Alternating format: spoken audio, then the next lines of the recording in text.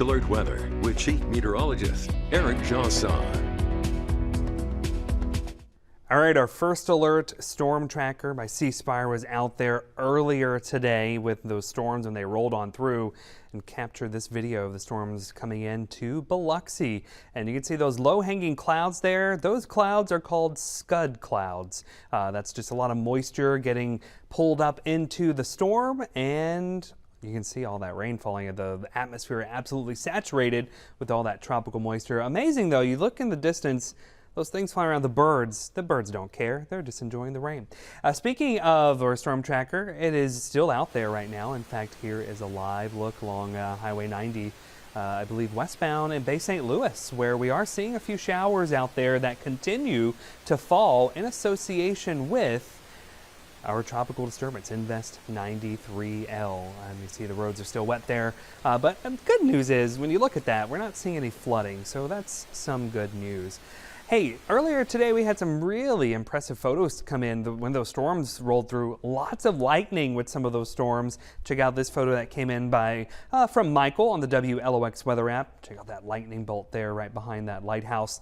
Patty sent this in, another lightning bolt. Almost looks like it's striking that building there. That was sent to us on the WLOX weather app. Another lightning strike caught out over the Sound in Gulfport by Jess. This was also sent to us on the WLOX weather app. I always appreciate your photos. Got to be safe though when you are taking those photos. When you submit them on the app, just open up the app, scroll down to the bottom where it says submit photo. You can upload them there. All right, so here's a look at Futurecast overnight tonight. As we continue to see that flux of tropical moisture associated with 93L just skirting along the coast, as long as a 93L is just around land, it's gonna really struggle to develop into a tropical depression or tropical storm. But it doesn't take a depression or a storm to cause heavy rain. So overnight tonight, we could see some additional rounds of showers and thunderstorms in areas that have already picked up some heavy rain. Could see some isolated flooding, and that's again why we have that flash flood watch in effect. Notice as we go throughout the day, we've kind of advanced here through tomorrow afternoon, off and on rounds of rain, some of it heavy at times.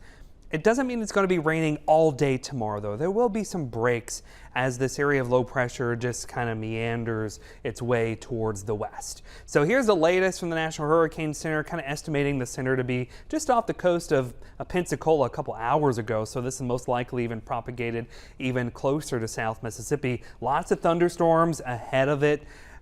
Lots of wind shear with this. This is also why it's just very disorganized. The wind shear from the north blowing a lot of the thunderstorms out over the water, and of course the land interaction keeping it fairly weak. A little bit closer look at the radar where we saw our storm tracker in Bay St. Louis. Notice we are seeing a few additional thunderstorms redeveloping with that piece of energy, if you will, that's moving through into southeastern Louisiana, kind of pivoting around that low pressure. So here's just a broad overview of what this disturbance looks like over the next couple of days. I do think our in-house model, the graph model, has been doing a relatively good job with the structure of this system. A lot of it's been very lopsided, with a lot of the heaviest thunderstorms on the south side of the center of circulation.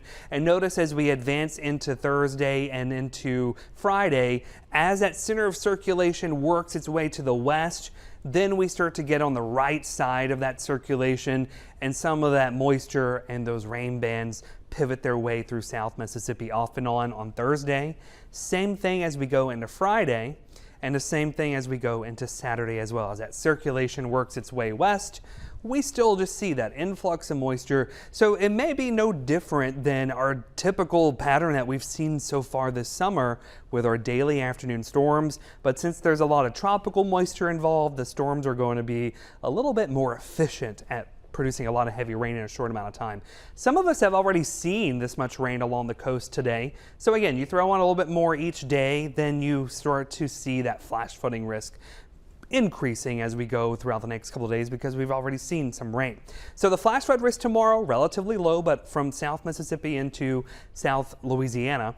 But then Friday, the flash flooding risk really ramps up mainly to our west, and that's in association with that disturbance moving inland across Louisiana. And even into Saturday, there is a somewhat of a low-end risk for the threat of flash flooding. As far as the winds go, Since this is remaining a relatively weak system, winds maybe 20 to 30 miles per hour, maybe some gusts over 40 at times, becoming more southerly once we go into tomorrow night, into Friday and into Saturday, as we will be finally on the right side of that center of circulation.